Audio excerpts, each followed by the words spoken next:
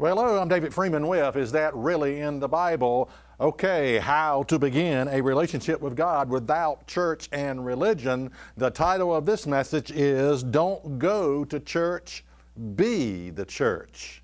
That's right, don't go to church, be the church. Now, I must admit that I am not much of a people person, so the concept of not being thrilled about going to church it's really not that appealing to me.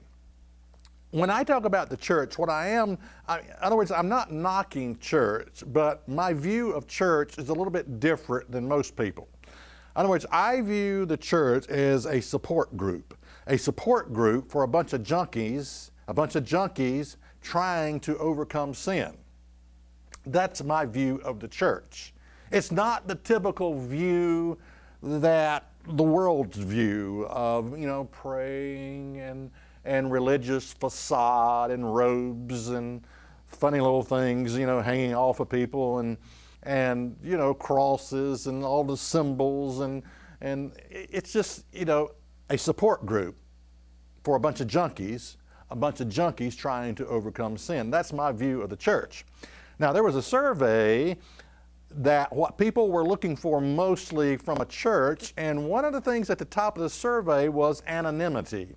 In other words, they wanted to go in without being noticed. They wanted to get out without being noticed. Anonymity. I think that's interesting because I can relate to that.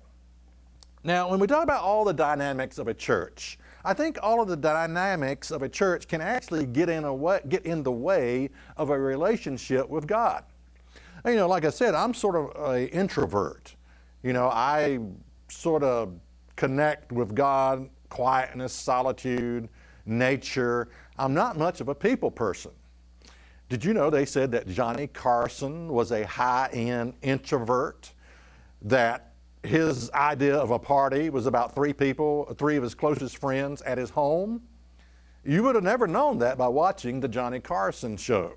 You would have thought he was an extrovert, that he just loved being around people. Not so. They actually said he was a high-end introvert. So you can't judge a book by its cover. Now, again, how I connect with God, probably church is the last place I would go to connect with God. Again, it's solitude, it's quietness, it's nature, it's being alone. This is how I connect with God. Now, there are many things in our society that are overrated. You ever bought something new? One time I was thinking about buying a boat, and I told my wife, I said, the moment we pull that thing off, pull it out of the parking lot or whatever, it's going to drop in value half the price of what we gave for it. There are so many things that are overrated in our society. I'm often guilty of building my expectations up too high. If I'm planning on doing something, going on a trip, going on a vacation, I will build that up so high, my expectations, that the reality could never meet my expectations. And so I get this let down. I get let down because I build my expectations up too high. Well, I think a lot of people build their expectations of church entirely too high when they go there. Now, the most overrated event in the world out there is going to church, or church, I should say. It's the most overrated event out there.